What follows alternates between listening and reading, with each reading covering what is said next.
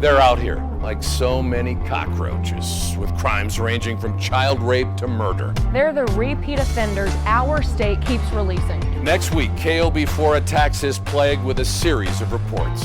We'll go out with those who track down these career criminals. Take a look at why there are so many sweet plea deals. And ask tough questions of the people responsible for keeping the bad guys locked up. New Mexico's Boomerang Thugs, next week at 10 on KOB4. Where are New Mexico's career criminals hiding? We're riding along with the fugitive unit. We'll show you what happens. Boomerang Thugs, tomorrow at 10 on KOB4. Who's responsible for letting so many repeat criminals out on our streets? We go one-on-one with state leaders. Boomerang Thugs, Friday at 10 on KOB4. Too many hard criminals end up back on our streets. How are they pulling off such sweet plea deals? Boomerang Thugs, tomorrow at 10 on KOB4.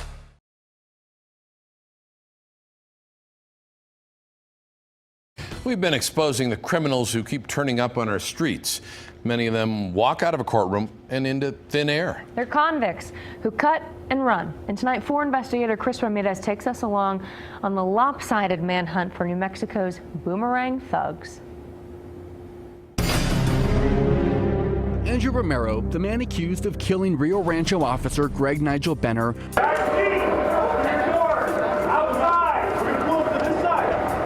represents one of the worst New Mexico has to offer. He was on the list. Occupants of 11 Cayenne list, you need to come to the front door now. And when you're on the list, you get hunted down by this team. Formation Pro, anybody inside, make your presence known now. This is a fugitive task force team. You can see them knocking on doors, knocking on the garage door, knocking on windows. They work for the state corrections department, and when someone on probation or parole stops reporting, they get on the list, and the team starts to look. We've seen cases where they abscond in upwards of 4, 5, 6 times on one particular case. The list has 1,700 names on it. I'm at the front door, Mike's at the back. All convicted felons. Yes, sir, let me go call him. Whereabouts unknown. How many people do you have looking for these absconders with a full team? Statewide? 12 statewide for 1,700 absconders. And that's if all of us agree not to have a life. 1,700 fugitives, nearly 122,000 square miles of land, 12 investigators. It's like the math isn't even on your side. It's a never-ending game, a revolving door. When you look at this list, does it ever feel daunting? Does it ever feel like, how do we put a dent in this? We'll arrest 1 absconder today, and tomorrow we'll get 3 more assigned to us. So the number never goes away, and it kind of feels maybe like we're not making that big of an impact because the number is so large, and it just seems like we're climbing a hill that gets taller every day. And some of these fugitives are obviously dangerous. Pull out Gary Coca's case file. Convicted for manslaughter, armed robbery, shoplifting, and charged with kidnapping and assaulting a police officer. Case file, Justa Saavedra. Convicted for escaping from jail. Case file, Abel Monje Cordoca. He violated his probation on the same case in February 2014, then in May, then in June. The following January, now he's been on the run again since July 1st. It's not a surprise that they come back to us. It's not a shock that you have repeat offenders in the system. It's just, the system itself is broken. And why wouldn't they bolt? In New Mexico, it's considered a probation violation, a slap on the wrist. The penalty left to the discretion of a judge. It's gonna have to spread out. We spent 8 hours riding along, 8 hours with 6 agents. I'm covering that hallway with that locked door. I'm inside. So there's no way anybody could be inside this one then based on the lock. The job is dangerous. We're gonna clear their living area here. It doesn't pay much. Manpower is low, resources are thin, penalties are light. Oh, there's nobody back there, I promise you. It's just And on this day, not one name was scratched off the list. I think it's unrealistic to think that every time these guys go out that they're getting something. The majority of our work really is outside on the doorsteps of homes that we know very little, sometimes nothing about. And you bet the Boomerang Thugs know that, and they take full advantage of it. Andrew Romero may be the poster child for what happens when we can't find a fugitive, but he's a far cry from being the only one. Now that list has always been at 1,700 absconders, and unless something changes, that number will never change. And tomorrow night, Chris, we take a really close look at another part of this problem. These Boomerang Thugs have also figured out the art of the plea deal. I'll show you some unbelievable incentives offered to accused criminals that make pleas all that more common. Tom, Tessa? Thank you, guys. Yeah. And after watching that, you probably want to know what's being done about these problems. Part of this series includes taking these issues to the people who are in charge and demanding change. That's later this week in our series, Boomerang Thugs.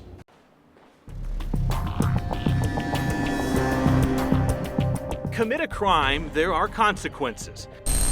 Courtrooms, fines, handcuffs, expectations that if you do the rest of us wrong, you have to pay for it. But here's the thing. The system that's supposed to uphold those expectations and keep the worst of the worst locked up, the ones we've profiled, is falling apart. So the problem isn't throwing people in jail or sending people to prison, it's who we send to prison. Mo Maestas, one of New Mexico's elected leaders, is one of the bigger critics, but he's been calling for reforms for years. We need swift and certain justice. He says accused criminals often languish in jail cells for too long awaiting trial, leading judges to sign off on sweetheart plea deals. Maestas believes the system is backwards when it comes to drug crimes versus violent crimes. He says drug users are demonized, that they need help, not handcuffs. And he says the violent criminals go free. To prosecute violent crimes, it is very labor intensive. You have to build a relationship with the alleged victim, and that's just not being done. Andrew Romero, Gary Coca, Abel Monje Cardoca. They went through a system that allows violent people to fall off the grid and commit crimes again. Catching them again, nearly impossible because there's hardly anyone to do it. But that 12, soon to be 14, is still not enough. Corrections Secretary Greg Marcantel is just as frustrated as the 12 people on his fugitive task force team going after 1,700 absconders. It's like the math isn't even on your side. It's a never-ending game, a revolving door. This as Secretary Marcantel struggles to keep people working in the state's prisons. I hate to admit this, but I compete with McDonald's in Santa Fe for my staff.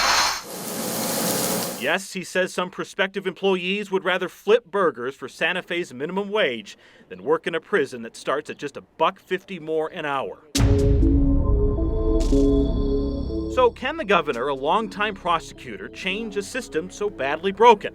Just last year, Governor Martinez supported a pay raise for some corrections officers, which reduced job vacancies in one office from 50% to just 5%. She also wants to beef up the team that goes after absconders even more, so criminals get a message. We have got to make sure that they understand there's a unit out there looking for you. But the problem is, when you abscond, there's no consequence to absconding. That's where she says lawmakers have to step in for once to make laws and penalties tougher and support more resources for a corrections system that needs help. She also believes New Mexico needs to reinstitute the death penalty. This prosecutor and wife of an officer points to the case against Andrew Romero as a reason why. When I see my husband walk out the door, you don't know they're coming back. And I want to know that there will be justice at the end of the day if he doesn't come back because someone killed him.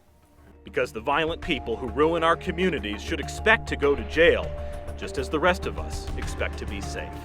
Ryan Luby, KOB, Eyewitness News 4. All this week, we're digging into the problem of Boomerang Thugs. And tonight, we expose the reward system that fuels the cycle of repeat offenders. We're talking about suspects who plead guilty to some charges so others go away. It's what we know as the plea deal, but Caleb James learned artistic plea deals put you and your family in the dark and at the mercy of criminals. Predators know there's an art to keeping secrets, and it gets a lot easier when the system is helping. Someone's plea deal in this state is probably affecting you right now. Take, for instance, these 6 Bernalillo County men, all originally charged with sex crimes, 5 involving child victims. But you won't see any of these guys on the state sex offender registry. That's thanks to their plea deals. all negotiated by state and county prosecutors. You would never know as a general public that that original offense was a sex offense at all.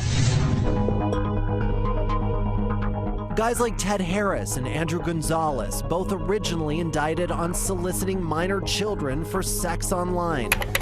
Both pled guilty to lesser charges, both rewarded for it by state prosecutors who offered plea deals that keep those men's dirty little secrets hidden, keeping them off the sex offender registry and far from sex crime supervision. Theoretically, are there rapists who aren't registered on the sex offender registry right now? Definitely. Probation and Parole Sex Offender Unit Supervisor Haven Scoggins says it is a dangerous reward system that puts families in the dark. There are rapists, there are child molesters, there are many offenders who commit sexual crimes and who have sexual deviancy issues, who the general public would never be able to look up on the sex offender registry website and know that that person lives next door to them. But it isn't doing anything for the offenders either. If you're actively committing crime, if you're actively involved in a sexually deviant behavior, you need help now. You don't need help after 3 or 4 or 5 cases. You needed help on the first case. At the home of Andrew Gonzalez, hidden secrets are catching up with his family. You know he avoided being put on the sex offender registry by taking a plea? You know, I don't know who you are. I don't need to be talking to you. I'm sorry. Secrets his neighbors never would have known. It's a little worrying. I mean, I got a little sister who's just about like 13, so I mean, it's kind of scary that a guy like that's just 2 doors down. And these 4 men, well, their plea deals were negotiated by Bernalillo County DA Carrie Brandenburg's office. There's 38-year-old Ferlin Henderson, who somehow pled guilty to 1 count of child abuse to avoid charges of burglary, extortion, and attempted rape. There's 35-year-old Jared Walters, 23-year-old Bruce Fulcher, and 21-year-old Dominic Mora, all originally indicted on sex crimes against kids, all rewarded with anonymity because they pled guilty to contributing to the delinquency of a minor. How do we get to contributing to the delinquency Because of a that's minor? all that we could prove. District Attorney Carrie Brandenburg tells us these men may have avoided sex-related charges, but their plea deals ensured justice in cases that may otherwise have been unwinnable in court. So when you're dealing with children, it's not uncommon for the family or friends to support the alleged offender and not the child that's been involved. Brandenburg says the cases investigated by KOB were all weak on evidence, including uncooperative witnesses. A jury would say you didn't have the evidence, and then he's acquitted and he has no supervision. He walks out of the courtroom with nothing. But for probation officers with boots on the ground, it is terrifying when offenders admit to their original charges long after it's too late. You have a person come in for contributing to delinquency of a minor, and during the course of their time on supervision with us, they disclose, I was soliciting minors for sex. Some secrets are not meant to be kept. I'm Caleb James, KOB Eyewitness News 4. We are continuing our series tomorrow night at 10 with a sit-down interview with New Mexico Attorney General Hector Balderas, asking what needs to be done to cut down on our state's high crime rate. And 3 strikes?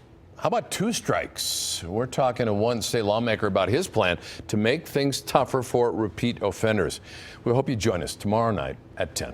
Have you seen any of these repeat offenders? Tonight, KOB4 brings you the first ever Boomerang Thugs tip line. We're going to have detectives, even state officials here, taking your tips. While undercover agents all around the state are on standby, ready to make arrests. Boomerang Thugs tip line tonight on KOB4.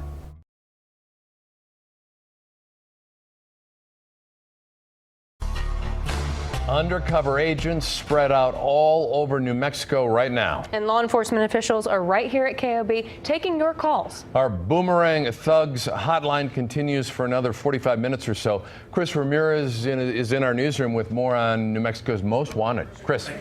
Yeah, and Tom and Tessa, already this has been a really fantastic night. A lot of great tips coming in. We do want to show you some more fugitives who we are looking for right now. Let's start with Matthew Harris. Matthew Harris is convicted on aggravated battery against a household member, and he has absconded at least 2 different times. We're also looking for Javier Palomo. He was convicted on a voluntary manslaughter charge, and George Dragomir, convicted on an armed robbery with a deadly weapon charge, and Lawrence Chavarria, also convicted with an aggravated burglary with a deadly weapon. We're joined by APD Chief Gordon Eden, but let's talk about some of the tips that you're calling. First of all, it's not every day where somebody gets to have a direct conversation with you on these kinds of tips. What are you hearing? What are you seeing? Well, I've taken 3 calls, and all 3 of them have been very productive for us. One of them was a possible person that's wanted out of Arizona. So we're able to get that information out because people are providing us with good addresses, good information. And when they provide us with that information, which we normally don't get in such a manner, we're able to dispatch officers right away. I think it's also important to note the partnership that we've seen with this particular Boomerang Thug program. We have APD working with state police, working with Bernalillo County, working with the Department of Corrections. Why are partnerships like this so important? I think we've demonstrated it over and over again. You guys brought us together here for a common cause. That is to try to get these repeat offender, these thugs back into the system. This is a great opportunity. It makes our community safer when these people are behind bars where they belong. Chief, thank you. Again, take a look, because what you're seeing is really fantastic. You see the sheriff here on the phone taking a tip. And if you're on the edge, if you think that you may know something that might help put somebody away or might help solve a crime, call us. We're going to be here until 7 o'clock. Tom, Tessa, back to you. We're like the rest of New Mexico. When it comes to repeat offenders, we want to be part of the solution. Here's the thing. The system that's supposed to keep the worst of the worst locked up is falling apart. You guys brought us together here for a common cause. Your calls led to the arrest of criminals who were on the run. You stepped up and helped put these fugitives away. They're still out here. Boomerang Thugs, our state can't keep locked up. And you need to know who they are and what they look like. Monday through Wednesday, KOB4 will spotlight repeat offenders in our 6:30 and 10 newscasts. Together, we can help law enforcement put Boomerang Thugs behind bars. And that's Standing for New Mexico.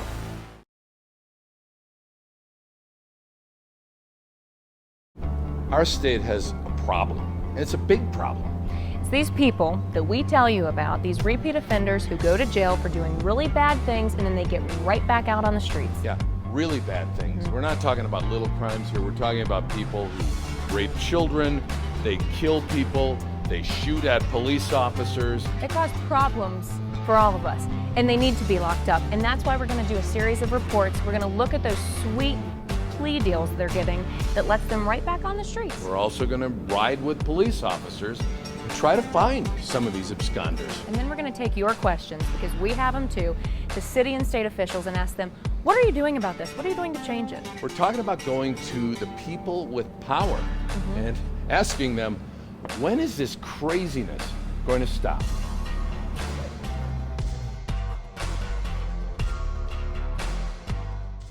You know, it's not every day I have to wear a bulletproof vest to work for a story, but in this case I had to, because I'm out with a fugitive unit out looking for absconders, people who have committed crimes and now they've disappeared off the radar. 50% or more of the absconders that we have, they're repeat absconders. Our other male subject that ran into the house from the front yard, maybe our target.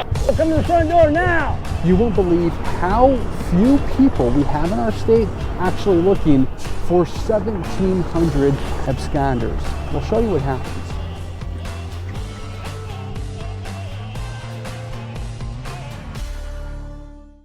Well, we're standing outside of the Metropolitan Detention Center. This, of course, is where a lot of criminal offenders come and go from across the Albuquerque metro. Some of them are stuck in a revolving door, some of them with violent tendencies, with extensive criminal histories. We've seen cases where they abscond in upwards of 4, 5, 6 times on one particular case. You would never know as a general public that that original offense was a sex offense at all. So why do they keep getting out? We put the questions to the people who are responsible for letting those people get back out on the streets. We're not only talking about district attorneys here, we're talking about defense attorneys, the people who run the correction system. We're taking this all the way to the top, including the governor, to figure out how can we prevent something like what happened to Rio Rancho police officer Greg Nigel Benner from ever happening again.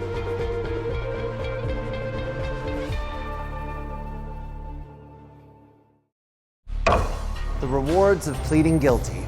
You would not believe some of the stuff prosecutors are able to dangle in front of folks charged with violent crimes to get them to accept a plea deal. It's some of the very same stuff that puts those potentially violent criminals back into the community, back into your good neighborhoods. We're taking a look inside the art of the plea deal.